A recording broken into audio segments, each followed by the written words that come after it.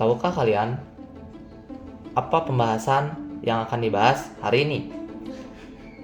Yang tadi dilihat dan ditunjukkan tadi itu adalah air. Air adalah sumber kehidupan.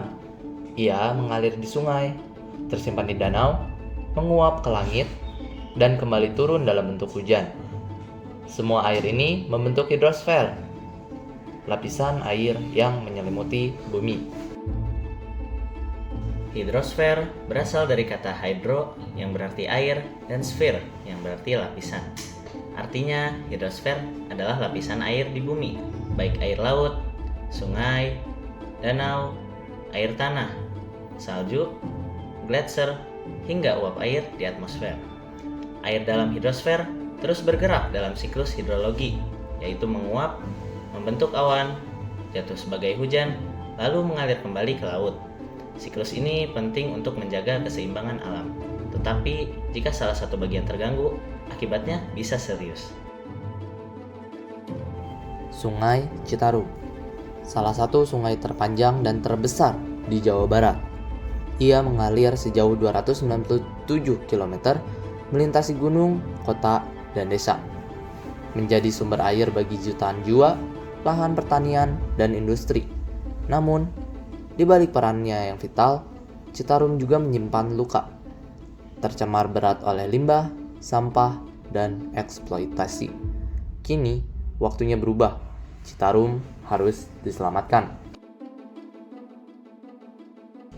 Citarum menghadapi krisis.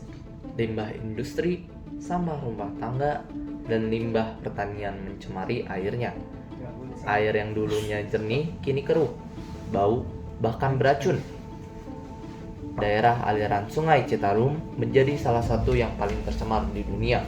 Kerusakan ini mengancam bukan hanya lingkungan, tapi juga kesehatan dan kehidupan masyarakat di sekitarnya. Sangat bahaya jika dibiarkan. Untuk menjawab krisis ini, pada tahun 2018, pemerintah meluncurkan program Citarum Harum melalui Peraturan Presiden Nomor 15 Tahun 2018. Sebuah program lintas sektor dan jangka panjang untuk mengendalikan pencemaran dan memulihkan daerah aliran Sungai Citarum. Langkah-langkah utamanya antara lain adalah yang pertama, pengawasan dan penegakan hukum terhadap pelaku pencemaran. Yang kedua, pembangunan instalasi pengolahan air limbah komunal dan individual agar limbah dapat diolah sebelum dibuang. Lalu yang ketiga, penerapan teknologi pengolahan limbah modern seperti biofilter dan wetland buatan. Dan yang terakhir, pengurangan sampah plastik melalui program 3R serta penggunaan trash boom dan konveyor apung untuk menangkap sampah sungai.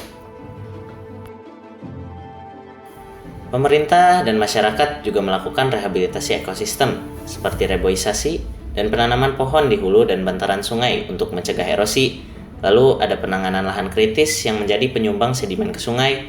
Lalu normalisasi sungai, mengeruk sedimen agar aliran kembali lancar, dan penataan bantaran sungai, menggusur bangunan liar, dan mengembalikan fungsi kawasan sebagai ruang hijau dan penyangga banjir. Kesuksesan konservasi tidak mungkin tanpa keterlibatan masyarakat.